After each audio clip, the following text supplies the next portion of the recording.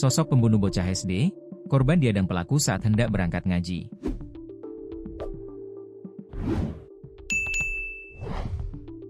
Sosok pembunuh bocah perempuan berusia 10 tahun, pelaku mengadang korban saat hendak berangkat ngaji bersama adiknya.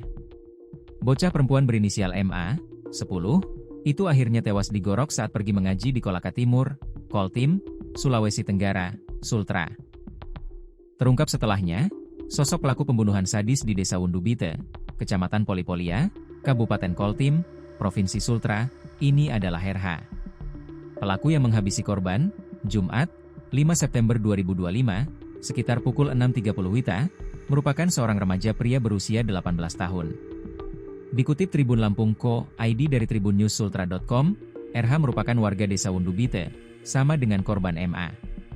Sehari-hari, terduga pelaku juga bekerja sebagai petani.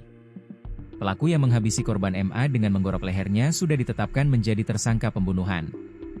Petugas kepolisian Resort Kolaka Timur, Polres Koltim, menangkap RH tak lama berselang pasca tragedi memilukan tersebut.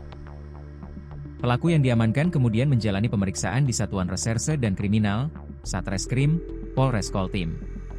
Korban masih di bawah umur dan pelaku diduga sementara masih di bawah umur juga, kata Kasih Humas Polres Kolaka Timur, Ibtu Irwan Pansyah, dalam keterangannya kepada tribunnews.sultra.com. Sosok korban merupakan murid kelas 5 salah satu madrasah ibtidaiyah swasta, MIS, di Andowengga, Desa Andowengga. Bocah berusia 10 tahun ini bermukim bersama orang tuanya di Desa Hakambololi. Desa Wundubite asal pelaku sekaligus lokasi pembunuhan. Rumah korban dan sekolah berada di Kecamatan Polipolia, Kolaka Timur.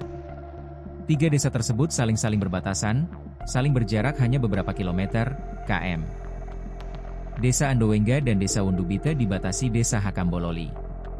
Ketiga desa ini berjarak sekitar 38,2 km, km, dari kantor Bupati Kolaka Timur, Koltim.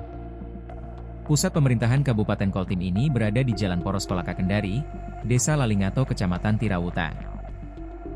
Jarak kabupaten ini ke Kota Kendari, ibu kota Sulawesi Tenggara, sekitar 112 km dengan waktu tempuh berkendara 2-3 jam.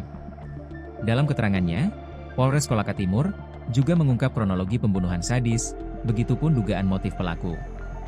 Kepolisian juga mengamankan sejumlah barang bukti diantaranya 1 bilah parang yang diduga dipakai pelaku menghabisi korban, 1 pasang baju korban, 1 sepeda motor, serta 1 pasang baju terlapor.